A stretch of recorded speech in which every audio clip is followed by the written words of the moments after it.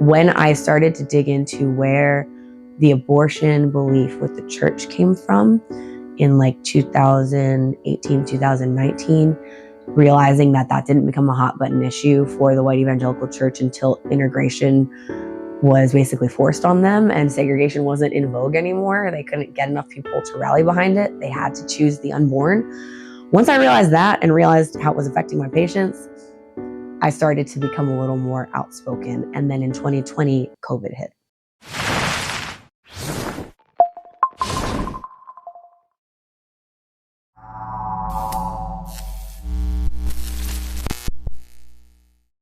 Hi, I'm Deanna, and this is Why I Deconstructed. I was born and raised in Hawaii, a small town called Kaneohe. I grew up doing theater and going to a non-denominational church. My love for Jesus, my love for people was instilled in me because of that church tradition. I took it seriously when Jesus said the most simple commandments are love God and love your neighbor. And when I was 12, still living in Hawaii, I decided I wanted to become a physician. I had a skill set for science and I liked taking care of people. And I thought that it would be a good way to be the hands and feet of Christ. So that has always been a big motivation for me in my life. I moved to the mainland United States when I was 17, a senior in high school, and then went off to college in the deep South, went to a Southern Baptist college where I was met with still very traditional Christian views, but much more fundamentalist views. A lot of things I'd never heard of before, like predestination and Calvinism. And I remember having a lot of questions because I didn't grow up learning those things. But I went to chapel every week. I went to a Christian college because I wanted to continue to learn about Jesus while I was learning my trade. So growing up, I have a little bit of a different story in that when I was first born, my parents actually were not attending church. They had a lot of fighting. I remember a lot of fighting when I was young. And when I was about 5 or 6, we started going to church, and my parents really changed as people. They became much more Christ-like in the way that they loved their neighbor and treated other people. And that was always a huge, underarching theme growing up. My mom used to say, the preciousness of others. Like, you put what the other person holds precious ahead of yourself. But I was all in the youth group, went to church at least once a week, usually a small group as well. All of my close friends were in church, but I did go to public school and I did theater. I started doing theater when I was 11. And so I was meeting a lot of very different people because the theater does attract different personality types. And that love my neighbor was always there, regardless of who my neighbor was. And it was very challenging for me when I got to high school to start hearing anti-queer sentiments and, love the sin, hate the sin, love the sinner, all that kind of stuff. It was really hard for me to square that with these people that I was getting to know on such a personal level. I always questioned, I felt like I was always giving myself an out. I always was in my brain trying to find a workaround of how these beliefs I had could somehow square my mission to love God and love my neighbor. And my parents really instilled that in me. But as I got into high school and I started asking questions, that getting those two things to match up was starting to become more difficult. I remember growing up thinking you can't be a Christian and vote Democrat because they support abortion, and not really understanding why abortion and gay people were the biggest deals when I knew people in the church that were leaders that were on their third marriage. And I was like, Jesus actually talks about that. I remember not understanding why this one sin was worse than everything else. So I moved to the Deep South in August of 2008 to attend college. I picked a Christian college because I knew I was going to be pre-med and I didn't want to leave believing in evolution. And surprise, I still left believing in evolution because they taught me how to think more than they taught me indoctrination. My first semester of college, there was a silent protest that came around of LGBTQ students that had gone to Christian schools in the South that were protesting the fact that they couldn't be out in school. And they did a silent protest. They weren't allowed on campus. They stood right on the perimeter with candles. And we were told, you can go and you can pray and you can try to talk to them, but don't be rude, don't interrupt. And we were preparing for that. And I remember a classmate who was a biblical studies major making a comment. He basically made threatening comments about them because he didn't like what they were doing, didn't like what they stood for, and didn't understand it. In college, I double majored in both biology and theater. So I continued to have exposure to art people, artistic people. And I had a lot of friends that were closeted, that were LGBTQ, that couldn't be out at school.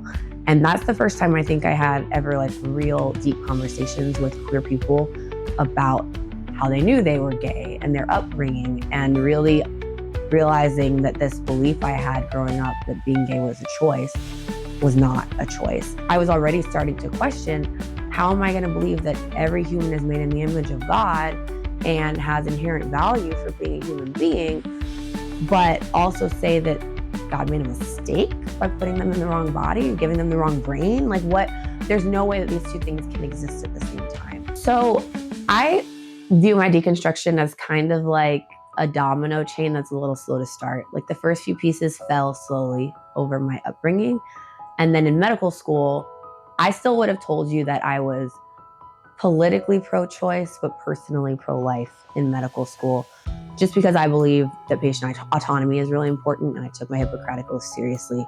And I knew that my beliefs were informed by my faith, and that didn't necessarily mean that should inform everybody's faith. But then in practicality, actually learning about all the things that can go wrong in pregnancy, seeing patients that either had chosen termination because they had been assaulted or were in a place that they couldn't afford a child, or had a really complicated, devastating medical situation. Walking with patients in these situations and realizing how broad reproductive care was, and that abortion isn't a bad word. Abortion is a medical term that literally means a pregnancy ending without the birth of a live child. So that's why we call miscarriages spontaneous abortions. And I realized that the word had been politicized by the white evangelical church. I didn't know the history yet of how that became the big talking point, but I knew it didn't make sense to me. I had a patient that was pregnant and had metastatic cervical cancer. She had several other kids at home, and she didn't have health insurance when she wasn't pregnant. And so by the time they diagnosed it with her fourth pregnancy, she had severe disease and needed a termination and a hysterectomy, but she was unable to get it in the South. And so at that point, starting in medical school and then the beginning of my residency training, so in the mid-20 teens, was when I think I really, really started to drift to the left when it came to social issues. I had another patient who was 24 weeks pregnant. She had severe high blood pressure to the point where she was admitted into the hospital because she was unstable. The fetus was severely growth restricted because of the high blood pressure. And we were keeping her there, basically expecting that one day we just were not going to find a heartbeat anymore and have to induce her. Well, it kind of got to the point where the fetus was no longer getting what it needed on the inside, and the determination was made that for everybody's safety, the baby should be delivered. And the patient opted to have a C-section to try to give the baby a chance to survive. But I remember thinking if we had induced her, the baby would have passed away during labor, and that would have been an abortion. And thinking that people I grew up with that love people and want to help women and children, they don't know these stories. They don't know what we actually have to deal with day to day and what these women have to deal with and how these health consequences can be dire. And it's not lost on me that the two pregnant women that come to mind that had these terrible health outcomes were both Black women. And when I started to dig into where the abortion belief with the church came from in like 2018, 2019, realizing that didn't become a hot button issue for the white evangelical church until integration was basically forced on them and segregation wasn't in vogue anymore. They couldn't get enough people to rally behind it. They had to choose the unborn. Once I realized that and realized how it was affecting my patients, I started to become a little more outspoken. And then in 2020, COVID hit. COVID really, it's almost like COVID was the dark years for a couple of years for a lot of healthcare workers. Life really became about survival. And then January 6th happened. Not only did I not believe the conspiracies about the election being stolen, but I remember thinking, geez, like, we don't put up with temper tantrums like this from toddlers. And these are grown adults that taught me to be accountable and stand on truth. And I just remember that at that point, it was like, then the dominoes just completely went down. Instead of like a few, it really picked up at that point, almost like dominoes on a hill. It just started going. And I started reading about the history, not just of America, a real history of America, but a real history of the church. And once I saw the through lines and the influence of white supremacy and patriarchy from the inception of our country and the inception of white evangelicalism in America, I couldn't unsee it anymore. And so after that, I kind of like internally was fully a lib. So where I am now, I moved in 2021. I moved from the South to rural Montana and ended up in a very small area. My community got a lot smaller. I had a baby and struggled with postpartum depression while I was deconstructing and had a lot of questions and didn't have a lot of places I could go for answers that were safe where I was living, just because they didn't know who I could talk to. I ended up finding resources like the New Evangelicals and others from a cousin who really was a lifesaver. And when I started finding some community virtually and reading books and finding these resources, not only was I able to be more sure that I was on the right path, I was more confident in those things. Unfortunately, got injured a couple years ago and haven't been able to practice medicine. And so in that time, I've been gifted this opportunity to really learn and study and do these things. And I'm more sure than ever that the way I'm living my faith now more closely resembles the Jesus of the Gospels than ever before. I can love my neighbor, period. No exceptions, no caveat, no unless they're queer, unless they've had an abortion, unless XYZ. I can love my neighbor. I'm not constantly trying to change them. I'm not constantly trying to convert them. And it's given me it's made me a better human. It's made me a better doctor. It's made me a better mom, because I can see the humanity in somebody and care for them as a human without feeling like, oh my gosh, their soul is on my shoulders if I don't save them. I know I helped perpetuate a lot of harm growing up. And so now that I'm a mom and I'm fully deconstructed and I'm healthier and I feel like I can articulate these things and talk about these things, I'm trying to use my voice to help other people and also show people that there is a better way to follow Jesus and stick to his teachings, and that there are some really wonderful things you can learn. I have friends that are atheists and agnostic that live lives that resemble Jesus more than people I grew up in youth group with. And that was very profound for me to notice when as an adult, that the people, the same people that told me like we're supposed to be the most loving ones, that, love your enemy, pray for your enemy, all these things, but then we're following a political movement that's literally demonizing its enemies and causing harm. And I'm not saying that either party in our political system is perfect. I have lots of complaints, don't get me wrong, but there's one party that consistently has done more harm than the other. And there's one party that has consistently been on the wrong side of these social issues when it comes to our neighbors being able to live authentic, fulfilling lives.